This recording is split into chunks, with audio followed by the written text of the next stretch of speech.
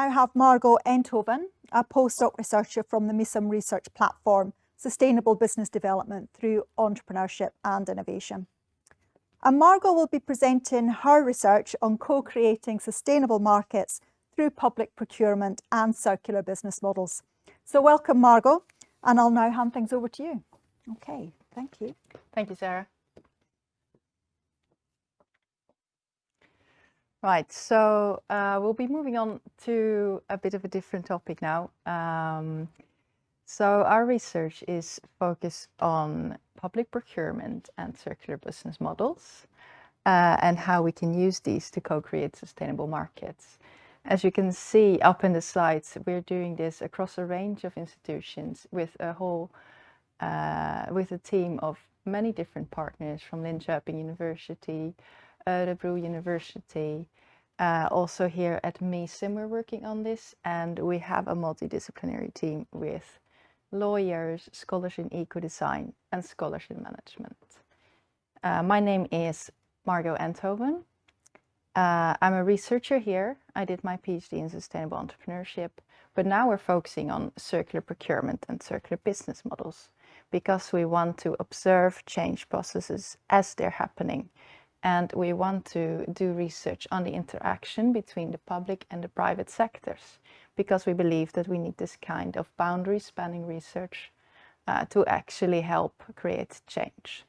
Our goal with this presentation today is not to present you any findings that we already have, but we're presenting an ongoing research. And our goal also is to make you think and to raise critical questions. So if you have any interesting thoughts, please feel free to email me as well.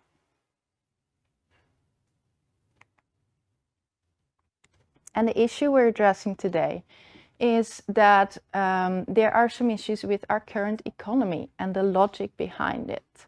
Our current economy is what's called a linear economy, where we need to consume more and more all the time to grow. So we exploit raw materials, we produce goods, we use them, and then we throw them away without necessarily bringing them back again into the economy. And this means that we have an ever-increasing use of resources that go to waste. And that means that we create products to be thrown away as well. So we buy clothing that we can only wash 5 times before we have to throw it away, and that is out of style anyways next year. We buy phones that might still work very well, but that become obsolete because of software updates. And we also basically create a lot of goods that we have to throw away in a very short time, and this creates a lot of pollution and waste. So now we have this idea of a different economy that's called the circular economy. And the idea of this economy is that we don't throw away anything, but that we only use resources that we can regenerate or reuse, so that can grow back, like bio-based materials, or that we can bring back into the economy. So another important aspect about this type of economy is that we preserve what's already made. So we reuse things, we resell them, we take it apart and put it back together in a different way so that we can use these resources in a different way. The ideal state of this type of economy is that there is no waste at all, but all the resources we use come back into the economy again. So we try to close the loop, where we go from this idea where we produce things, use them and throw them away, to an economy where we produce things, we use them and we bring them back. But to get there, we actually need boundary spanning action. So we need to act not just on the policy level, but also on the economic level and many different other levels as well. And that is why we focus on public procurement. This is an important policy instrument that has, as of today, been very much overlooked, but it is so huge. Public procurement is 17% of the GDP of Sweden, and that means that it's half of the public sector spending. So it is the largest policy instrument that we have available for things like innovation, for sustainability, and for inclusiveness. It is really something we have to get on with our research as well. And that means that it's a very promising catalyst for the circular economy as well. But just a bit of background about what it actually is. Public procurement is basically when the public sector buys something. And that can be anything, a good or a service. It is when the public sector buys new trains for public transport, when they buy clothing to be used in the hospitals, when they buy new airplanes for the public defense, but also, for instance, when they buy R&D or innovation. So it is really crucial in every area of policy, and it is used across the entire public sector by municipalities and by other public organizations. Now, this sounds like a great story, but it is also a highly complex environment. There is a public procurement law which has been introduced to increase competition and to make sure that we have as little corruption as possible. This means that the dialogue between public procurers and supplier is highly regulated, because we cannot give, as procurers, an advantage to one buyer over another. So we cannot give one supplier more information than another. So that means that we should treat all suppliers equally. While this is a great principle, it's also a bit of a limited arena for conversation.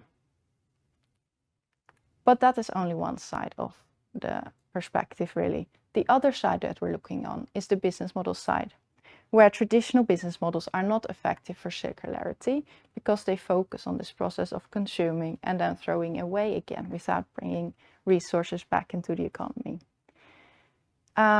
So we kind of need different business models where we can use the resources that we have used already again, and where we can design products so that they can be used over and over again without needing to be thrown away.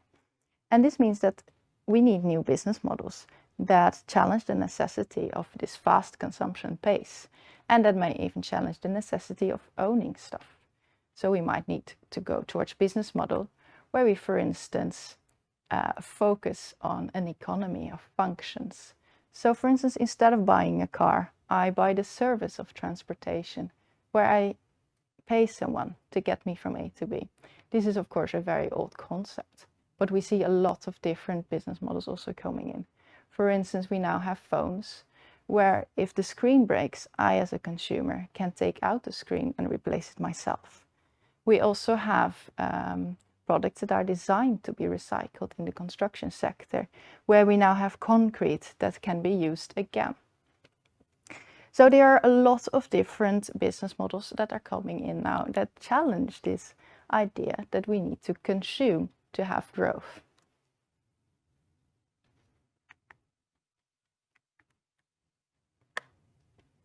And the problem that we focus on with our research is that the state of the market right now is a waiting game. So on the one side, we have procurers and their procurement models. On the other side, we have the suppliers and their business models.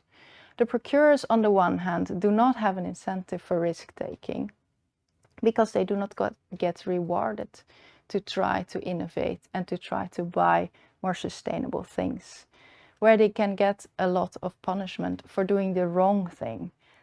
So there's a lot of fear of failure without any rewards for success. At the same time, they lack knowledge on suppliers because of the complex law that makes it difficult for them to share information and have a dialogue with suppliers. On the other hand, of the supplier side, we see that there are a lot of dominant players in the market who lack incentive to change because they already are dominant players in the market. And we have a lot of SMEs trying to get into the market who tend to lack an understanding of the procurement process. So this law makes it so complex for them that they need to invest a lot of time and effort into understanding it, and it creates a big barrier for them to get in. And that means that the suppliers, due to this complex law, lack an understanding of what the public sector needs because of this constrained dialogue, and the procurers, they lack this knowledge on what the suppliers have. So we really need to find ways to get suppliers and buyers together and to have them to act collectively as well. So then our research focuses on this interaction. How can sustainable markets actually be co-developed? And we focus on the business model, procurement model interaction. But of course, we recognize all the processes and all the people behind it as well. So the people trying to innovate business model and the people trying to innovate procurement. And our research is set in this highly institutionalized environment with this incredibly complex law that is complex for both parties. So we try to, in this research, to work on both sides and see how we can bring them together in dialogue. So what do? We try to build new theory in this business procurement model relationship. We focus our entire research on circular work clothing that is being procured because this market is currently in development in Sweden with the first public procurement processes happening last year, this year and next year. So the first public procurement processes in this field are finalized right now. So we follow a municipality for a year in the process of buying circular work clothing. And at the same time, we follow the entire market from a bit of a more distance, where we see who is procuring what, how they do it, who is selling what, and how they do it. And we want to share with you some initial insights of the interesting complexity in this market. So in this slide, I put 6 business models that are currently happening in the market and that are very hard to combine. And on the left-hand side, you see the procurer wondering what to buy. Should they focus on buying clothing with better materials, such as recycled fabric or bio-based fabric? Or should they focus on buying clothing that has a very long life? They may also buy clothing as a service, so that they don't buy the actual clothing anymore, but they rent the clothing from a market party. And now it is up to the procurer to evaluate all these different business models and see what actually is the best in terms of impact. But it is not that simple. So what the development in the market will look like depends on a couple of factors, not just the impact of these different business models and how well the procurer can calculate them, but it also depends on a best practice example and success stories. Because in this market, the procurers learn from each other a lot. So the first best practice example has a lot of influence on how the market as a whole will develop, because procurers will copy from each other. It also determines to a large extent how they manage to incorporate the needs holders. So the people actually wearing the clothes, do they get a say in the process or not? What do they want? Do they want to rent clothing or do they want to own clothing, for instance? Another thing that will be very important here is whether the municipality or the other procuring agent can actually adopt circularity thinking in the whole process. So if they're buying clothes, are they already thinking about how long these clothes will last in washing, how easily they can be repaired, and even how easily they can be brought into the cycle again as new materials?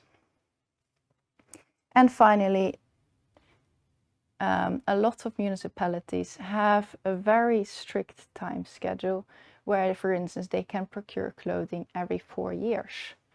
But this actually means a lot for what they're able to buy and not, because does that mean that they will be able to repair clothing after 2 years? And what if they actually have clothing that is a lot more expensive, but that can last them 10 years? Will this be possible? It all depends on the way in which the organization is accounting. So this is what we are doing right now with this research. Some takeaways that we can already see is that we think are very interesting are, for instance, that we can show with these researches how the microprocesses in organization affect the macro processes in markets and even market creation in a highly complex environment as this. We can also already see how circularity requires individuals in organizations to change, and the structure even of the organization to change to be able to do circularity. We can also see how we need collective action to break out of this waiting game. So how we need to bring procurers and suppliers together to get out of this lock-in that we have right now. And with that, I want to thank you for listening to this presentation. Please drop me a note if there is anything you think was particularly interesting, if you have any questions, or if you would like to continue the discussion. I'm always open for that. And now I welcome all your questions and comments. So Margo, thank you so much for such an interesting presentation. I think that it's an extremely interesting space you're working in, and one that we do need to know much more about. So I think this research is very welcome. But it also makes you realise how important it is for us to be looking into new business models and how these might help us to work much smarter in the future, but also in a much more sustainable way. And I've got a couple of questions for you, if that's okay. So I think the first one I'd like to bring up is, how can procurers decide about these different circular business models? How can they make decisions about them? Thank you for the question. That is a very good and very difficult question as well. It is very complicated. A lot of procurers focus on things such as life cycle analysis, where they try to track the products that they're trying to buy and the different business models throughout the life of the product. So they start, for instance, with a garment, with the fabric where it is created, what the waste of that process is, what the CO2 emissions or other types of emissions of that process are. And then they follow that garment throughout its life. But this is, of course, very difficult for procurers, and it requires a lot of data. And we should also not forget that procurers often have a lot of jobs and a lot of things to buy within one organization. So they need to buy clothing, they need to buy IT, they need to maybe even buy things for public transport. So oftentimes they don't really have time for these type of things. So this is also actually the core of our research. We're trying to figure out how they can easily decide between all these different business models without going into this very time-consuming, very resources-consuming types of evaluation. Okay, thank you for that. And something else that kind of, I think kind of worries me as well is, how do we educate people for circular thinking? Yes, I agree. I think that is fascinating and very interesting. And worrying? Yeah, worrying. And we see that even the specialists sometimes are so focused, for instance, on buying and selling, that they don't think about what happens with a piece of clothing after we've used it. But this, of course, needs to be incorporated in the process as well. So I think the key to this is to think about the material and all of its uses, and not just the short moment in which you use the material, but also who used it before you and who is going to use it after you. So you really also need this life cycle perspective, where you follow the life of a piece of clothing or another product. And on that point then, how does circularity relate to sustainability? Yeah, I think that's a very good question, and one that a lot of people struggle with. So thank you for that one. And I think in my view, circularity is a very specific interpretation of sustainability that's mostly focused on the use of resources, the climate change, and water as well, a lot. So we also have this water cycle that's included in it as well. So it's a lot of environmental sustainability in there. And I think that's great. I think it is a relatively easy concept that a lot of people can understand, but there is a downside to this as well. And I personally think that sometimes we can overlook the social consequences of things in the chain if we only focus on these things. So a lot of work on the circularity and circular economy focuses on exactly accounting for these environmental things, but we miss out sometimes on the social impact of a product's life cycle. And I think we can absolutely introduce that more. And I know that there is also some work being done on trying to integrate social sustainability into the circular economy as well. Good.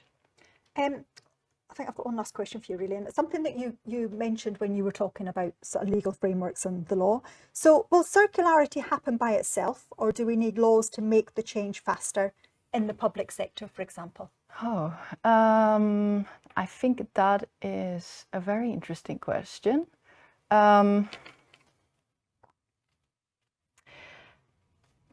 So I think that question goes a bit beyond this research. The reason that we focus on procurement is because it is not law. There has been so much of a legal focus in the field over the years.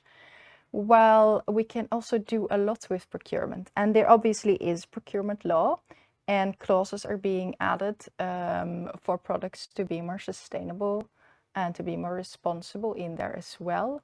But I think that is necessary, that this process keeps going on as well. But at the same time, we also need front runners who show us that this is possible. So if we go back to the example of circular clothing procurement, we have the first procurement processes of circular clothing happening now. But we need to go through these processes to see that it's actually doable to procure circularly. Okay. Well, thank you, Margo, for that valuable perspective. Oh, I've had another question come in. Have we got time to take another question? Yeah.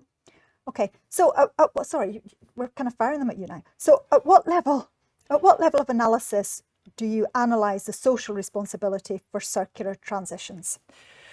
Oh, I think that is a very complicated question. At what level of analysis? So I would say we go back again to the product itself and follow it. So you can go, for instance, you can map out all the places a product has been and look at what happened in its production and in the consumption and in the use, and then in, its reproduction as a new product again. So I know that doesn't really answer the question of a level. But yeah, we need to take this globally, of course, because the supply chains are so global, and therefore I think it's good to focus on the product itself and to follow it, because that will show us more than just what happens with the products in Sweden. I think that's really interesting, seeing how it goes on its journey. Yes, exactly. Yeah. Follow the stops on the way. Follow the T-shirt. Yeah. Okay. Well, thank you, Margo, for that valuable perspective on public procurement and circular business models, and also the implications for creating sustainable markets. I think that's really critical as well.